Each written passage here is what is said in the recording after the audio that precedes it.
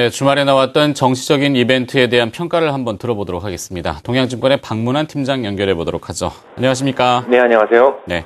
자, 먼저 경제 지표부터 한번 짚어보죠. 미국의 고용 동향 지표가 발표됐는데요. 실업률은 하락했고, 하지만 비농업 부분 고용 증가세가 둔화됐다는 것을 봤을 때는 고용률도 떨어졌다는 의미로 해석해 보면 되겠습니까? 실업률보다는 더 중요한 것이 이제 일자리 수가 되겠죠. 아무래도 적극적 구직자가 사라지게 되면 실업률은 떨어질 수밖에 없습니다. 그러니까 실업률보다는 더 중요한 것이 일자리 수의 증감이라고 볼 수가 있겠습니다. 아무튼 지난 주말 화불 단행이라고 하더니만 악재가 한꺼번에 겹치는 모습을 보여줬는데요. 이 고용지표 워낙 변동성이 좀 있는 편입니다. 우리나라와는 다르게 미국은 따뜻한 겨울로 인해서 건설 부분의 노동자들이 1월과 2월 달에 걸쳐서 많이 고용됐었죠. 그것이 3, 4월 달에 역기저 효과로 나타났을 가능성도 있기 때문에 고용시장의 동향은 다음 달까지는 좀 지켜보셔야 될 것 같습니다. 특히 고용지표 중에서 가장 선행성을 갖는다라는 지표가 바로 주간 실업수당 신청 건수인데요. 3주간에 걸쳐서 좀 늘어나는 모습을 보이는 동지표가 지난주에는 아주 다시 안정적인 그런 상황으로 회복되고 있었기 때문에 너무 비관적 결과치에 실망하실 필요는 없을 것 같습니다. 게다가 만약 고용지표가 실제로 악화된다고 하더라도 뭐 그다지 큰 문제는 되지 않을 것 같은데요. 소위 버냉키 풋 때문에 그렇습니다. 벤 버냉키 3차 양적 완화에 대한 가능성에 대해서 두 가지 조건을 제시했었는데요. 하나는 물가의 안정이었고 다른 하나는 고용시장의 악화였습니다.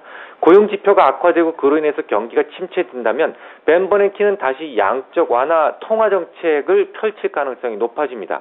지금 하락이 오로지 고용지표의 악재로 인한 하락이라면 그리 걱정할 이유는 없다라는 말이 되겠죠. 네. 자, 유로존에서 정치적인 이벤트가 있었습니다. 이 올랑드가 이제 대권을 잡지 않았습니까? 좌파라고 이야기하던데요. 근데 자료 화면을 들어보게 되면은 이 신재정협약이라든지 글로벌 공조라든지 이것을 뭐 속된 말로 깨겠다, 갈아엎겠다 이런 얘기는 안 나왔던 것 같은데 시장이 너무 우려하는 거 아닙니까? 네, 맞습니다. 지금 올랑드뿐만 아니고 독일 쪽에서도 계속 그 신재정 협약에 대해서 재논의 얘기도 지금 나오고 있는 상황이죠. 특히 성장 동력에 대해서 장착하겠다는 얘기는 독일 쪽에서 지금 많이 나오고 있는 상황입니다. 아무튼 막판에 사르코지가 5% 이상 격차를 줄였지만 결국 올랑드가 대권을 잡았죠. 뭐 크게 걱정하실 필요는 없겠는데요. 독일에서도 지금 계속 공감하고 있는 부분이 성장 동력의 장착 필요성이고요. 그런 분위기 때문에 적절한 타협선을 갖게 될 것으로 보입니다. 하지만 수주 전에 말씀을 드렸듯이 걱정이 된다면 역시 그리스가 더 큰 문제입니다. 그리스는 애초에 유로존에 들어올 자격이 없었던 것을 이 수합 거래를 통해서 부채를 장외 부채로 감추고 유로존에 들어왔었죠. 그래서 사실 이 치료법이 거의 없습니다. 그래서 처음 그리스 문제가 거론됐을 때부터 결국 유로존의 발목을 끝까지 부여잡게 될 것이다라는 말씀을 드렸던 건데요. 게다가 지금은 그리스의 국민들마저 과격해지고 있어서 더욱 걱정입니다.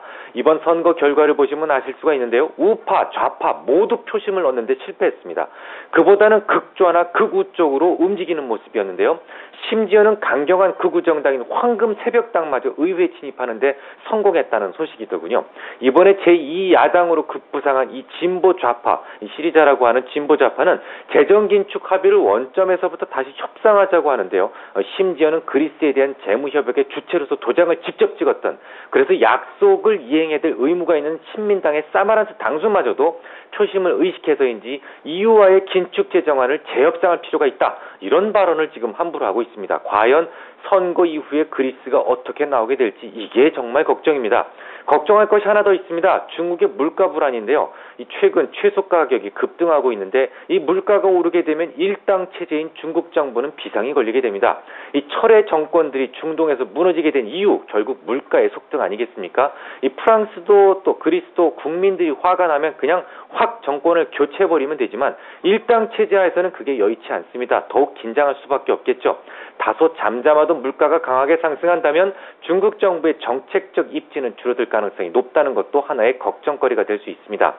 하지만 이렇게 복잡한 여러 가지 재료에도 불구하고 시장에 대한 대응은 그다지 어렵지 않습니다.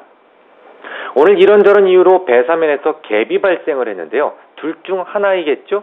하락하다가 갭이 발생했기 때문에 하락의 힘이 지속되는 지속갭이거나 혹은 시장의 반전을 의미하는 즉 털어내기 소멸갭이거나 만약에 소멸갭이라면 앞으로 6영업일 이내 갭은 메워져야만 될 것입니다. 그러면 당연히 매수하시면 되는 거고요.